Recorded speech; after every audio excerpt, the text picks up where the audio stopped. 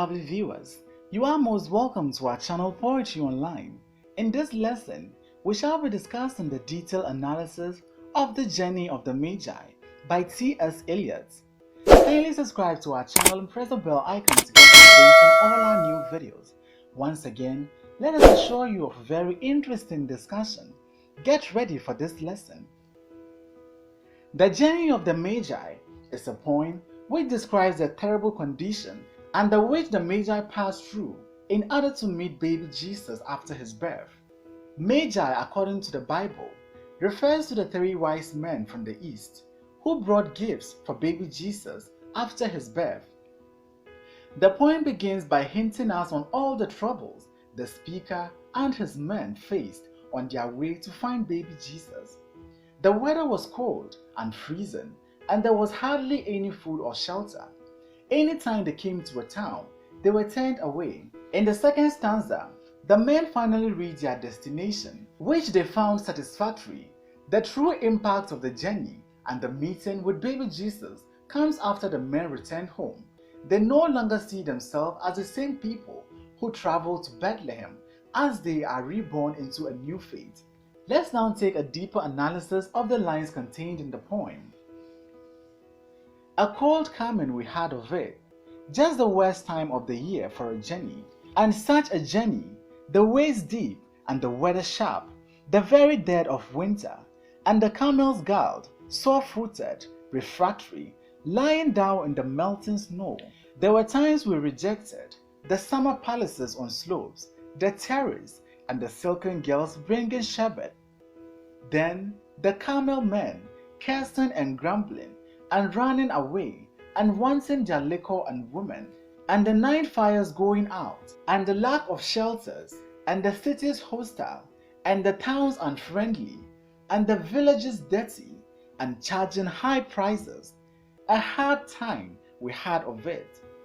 At the end, we prefer to travel all night, sleeping in snatches, with the voices singing in our ears, saying that this was all folly. In the first stanza of the poem, the speaker, who is one of the Magi, starts the poem by narrating to us what happened on the way to Bethlehem. According to him, the journey was not a pleasant one at all, as they were forced to endure the terrible weather, which made everything worse. Our poetic speaker reflects on their days of travel as the worst time of the year for a journey. The men were not the only people who suffered the harsh weather conditions. Even their camels had to go through same. The torment these men had to face, or the torment these men had to go through, was so severe that they began to miss their homes. They missed the summer palaces on slopes, the terraces, and the silken girls bringing sherbet. All these are found in their homes. These are things that bring comfort. The speaker and his men had to go through this tedious journey without the comfort of their home, or without bringing things that makes life comfortable for them. They had to travel without them. In addition to these troubles with the weather, the Magi faced hostile cities and unfriendly towns which were unwilling to help them in their search. There were times that the Magi even considered their journey as a folly due to the harsh weather conditions and the unfriendly towns and villages. As time went on, they began to feel discouraged as they considered their journey a folly, something that is not realistic. Then, at dawn, we came down to a temperate valley, wet, below the snow line, smelling of vegetation, with a running stream and a watermill beating the darkness, and the trees on the low sky, and an old white horse galloped in away in the meadow. Then we came to a tavern, with vine leaves over the lanes, 6 hands at an open door, dicing for pieces of silver, and feet kicking the empty wineskin. But there was no information, and so we continued and arrived at evening, not a moment too soon, finding the palace. It was, you may say, satisfactory. In the second stanza of the poem, we find a few changes. The speaker describes a dawn in which he came down to a temperate valley. The valley is said to be below the snow line and it smells of vegetation. It is clear from all indication that this is a very conducive place and that the Magi have come to a much better place. They inquired at the tavern looking for information about baby Jesus. However, they received none. They had to continue their journey.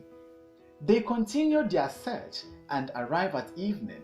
At this point, the Magi were close to their breaking point, for having faced hunger, hostility, nights without shelter, and the harsh weather conditions.